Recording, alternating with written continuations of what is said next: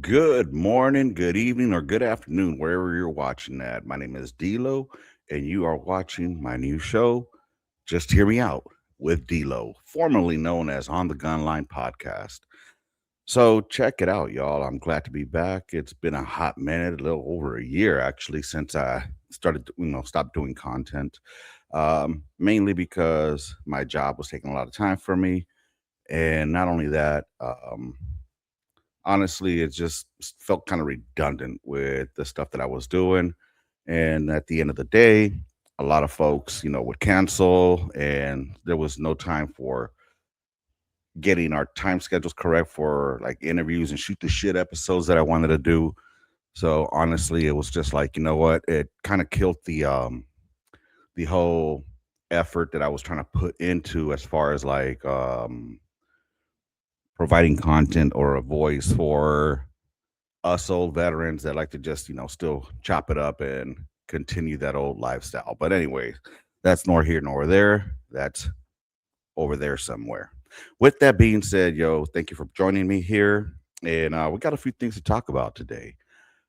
I'm gonna hit on three things. It's gonna be the Carmelo Anthony case. It's gonna be uh, the global war on terrorism memorial that's been planned, the abomination that is. And then finally, we're going to end on Juneteenth. So, anyways, let me go ahead and start off by saying Happy Father's Day to everyone out there. Today is Sunday. It is 12:14 p.m. here in San Antonio. And I'm recovering from yesterday, which was a hard day on me and my body, but whatever.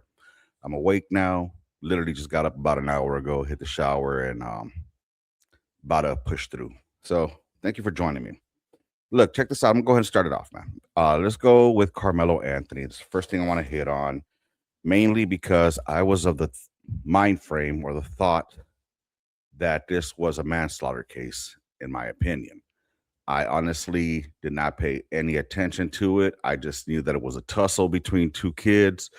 One pulled out a shank and stuck the other one, and unfortunately, the other person ended up, as they say, unalived.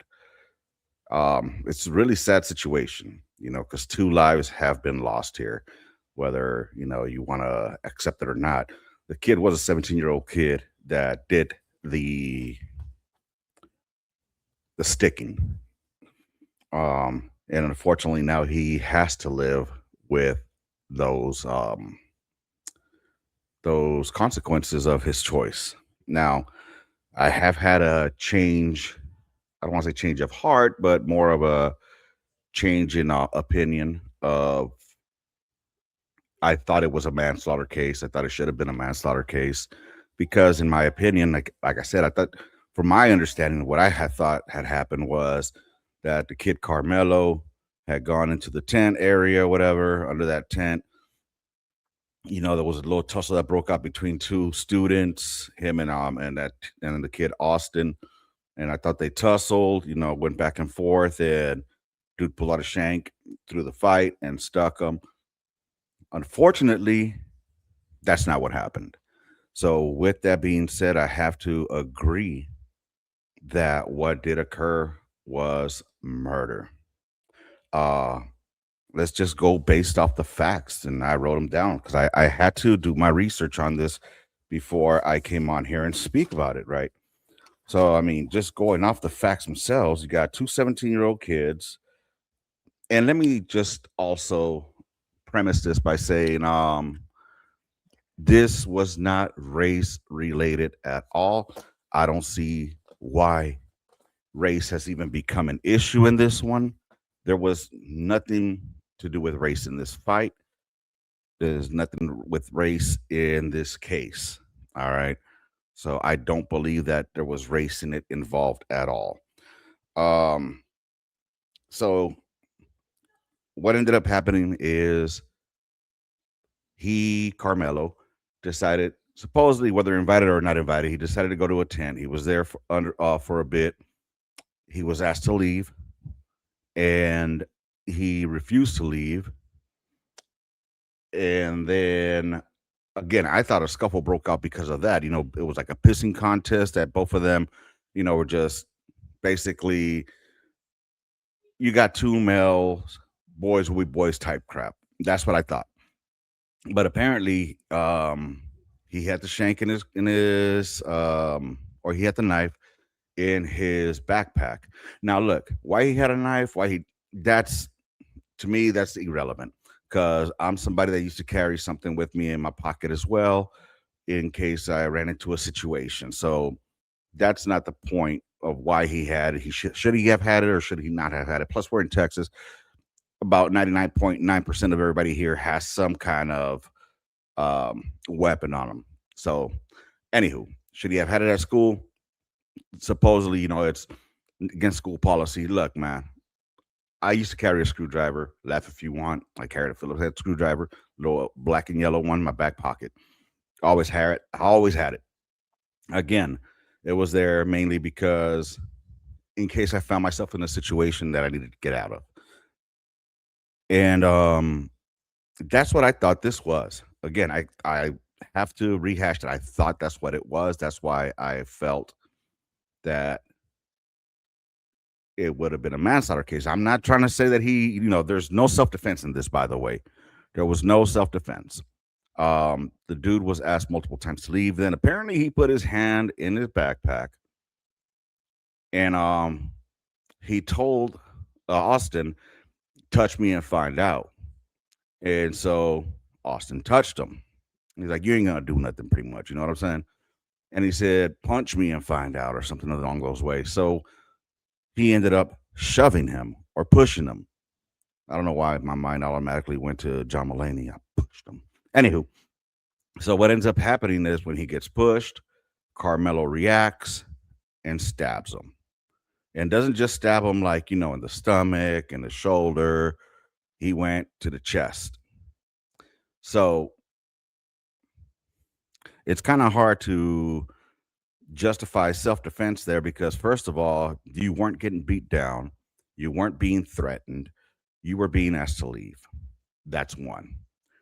Number two, you weren't in the middle of a fight where I could see it where your recklessness, your thought frame would be to pull out a weapon and stick them so you can get away.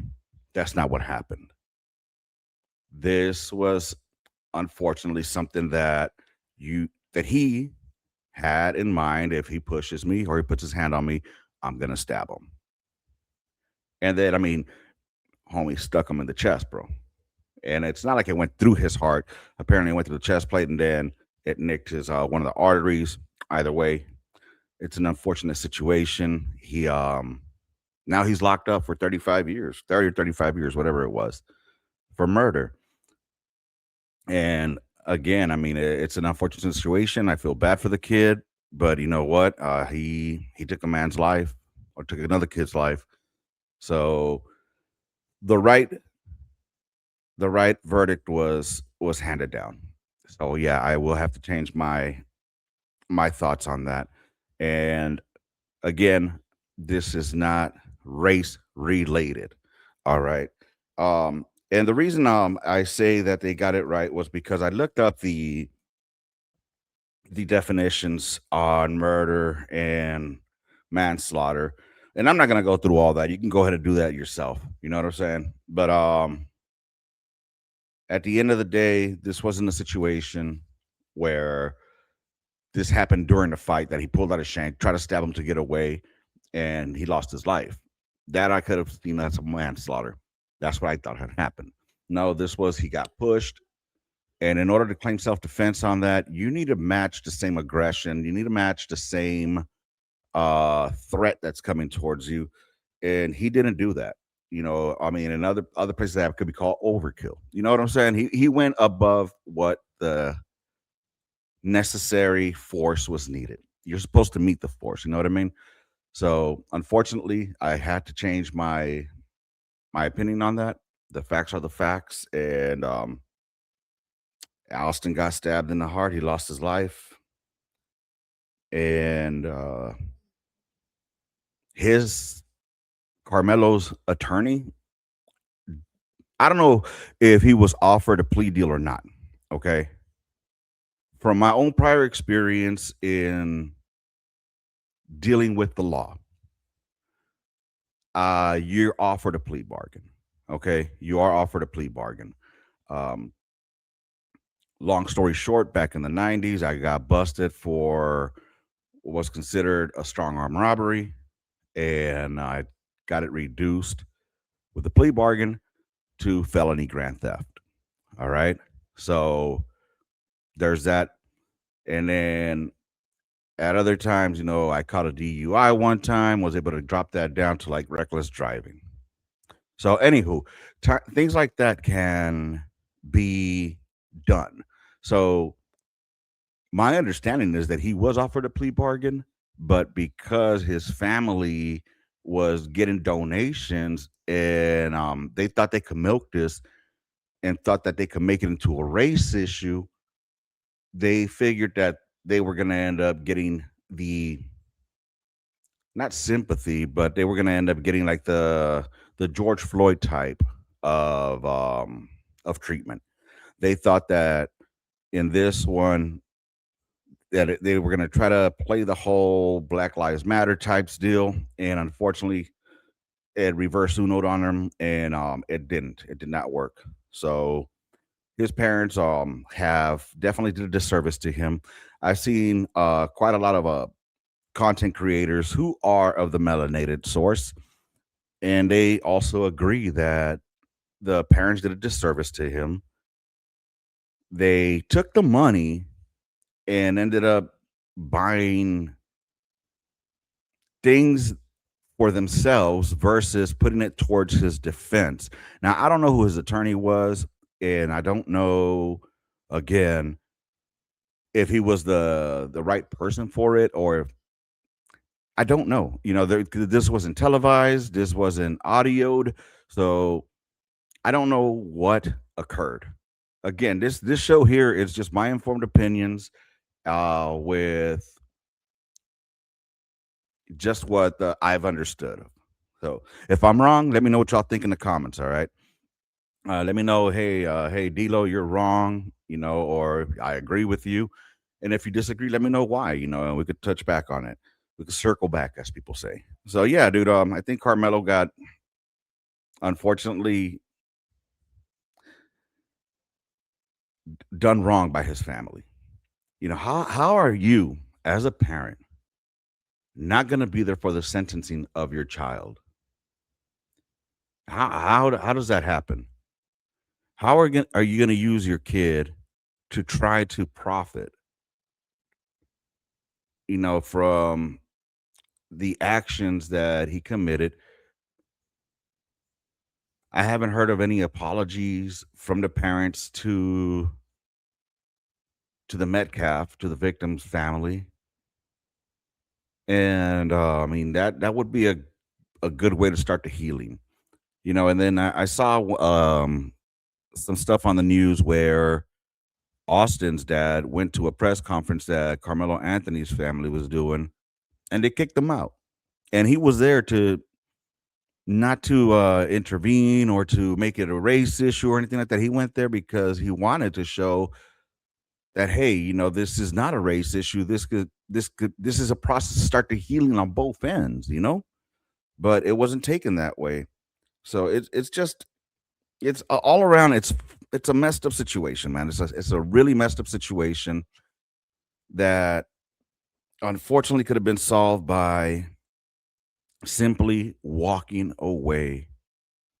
Simply just walking away, like, dude, just take off, dip out. I don't see any arguments justifying Carmelo taking the life of Austin. I just don't. I I really believe that he does regret what he did. I mean, you could hear it in the aftermath where he was crying and I mean, he was sobbing. So I do believe he feels remorse for this.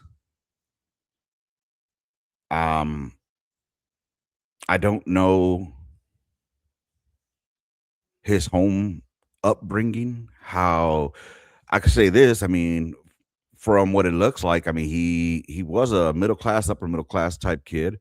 So it's not like he grew up like in the hood, you know what I'm saying? To me, what I thought was two athletes getting into it, tussling it up. One pulls out a shank, stabs him, and takes his life, took his wind. You know what I mean? But that's not what happened at all. He didn't even have a fighting chance in this to defend himself. He just got stuck in the heart.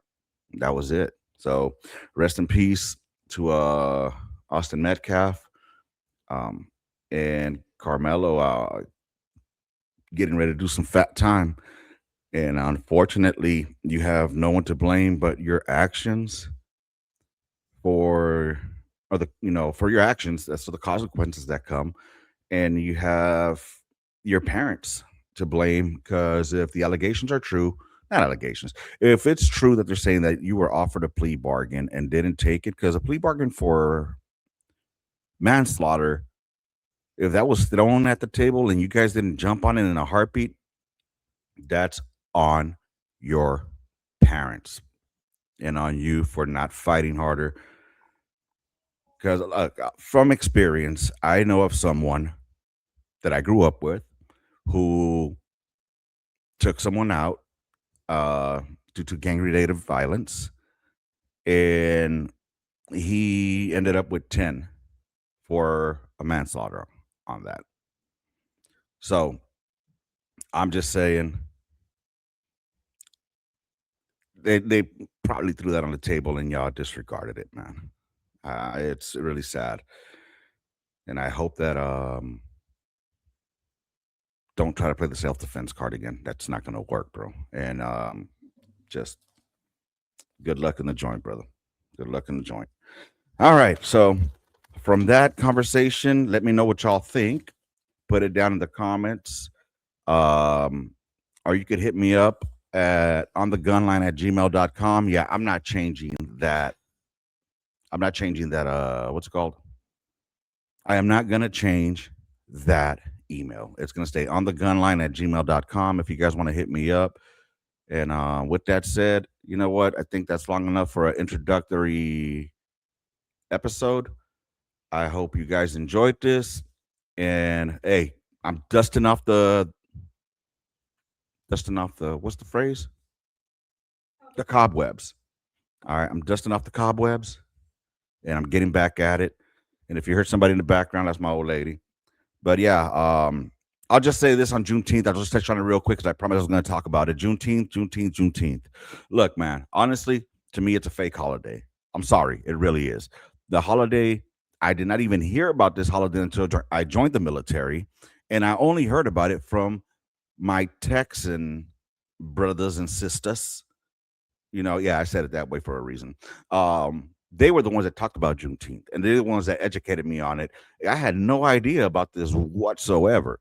All right, I grew up in a predominantly black neighborhood in the 80s and 90s. All right, South Central Los Angeles was not always as brown as you see it now. And by brown, I mean raza. I mean Mexicans, Hispanics, Latinos, whatever you want to call it. It was a pretty blackety black, as people say. All right.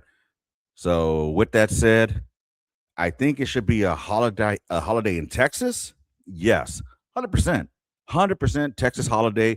Celebrate it, enjoy it. It could be recognized throughout the other states if they want. But federalizing it like they did, I think that was just more of a move on.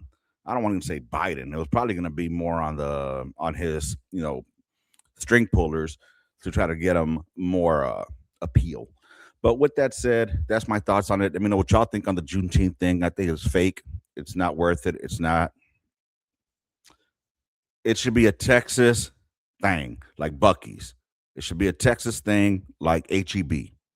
All right, like Whataburger. It should be Texas. But with that being said, man, let me know what y'all thought of this episode. Let me know if you agree or disagree with the Carmelo Anthony thing. Again, it's two kids who have lost their lives. One will have the opportunity to, well, if he makes it all the way through the 35, I don't know how the prison joints are out here. I don't even know. I'm not even going to get into that. Anywho, I just hope that he's able to make it out of the prison. With that being said, thank you for being here with me once again at Just Hear Me Out with D-Lo. Let me know what y'all think. Thanks for just hearing me out.